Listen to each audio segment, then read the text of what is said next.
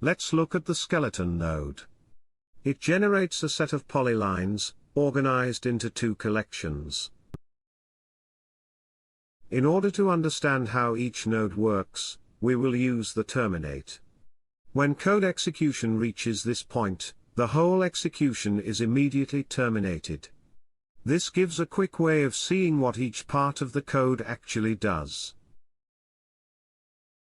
If we insert a terminate here, we will see that there is not yet anything in the viewport.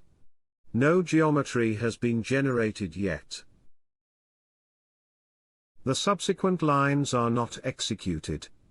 As a result, the collections are not created.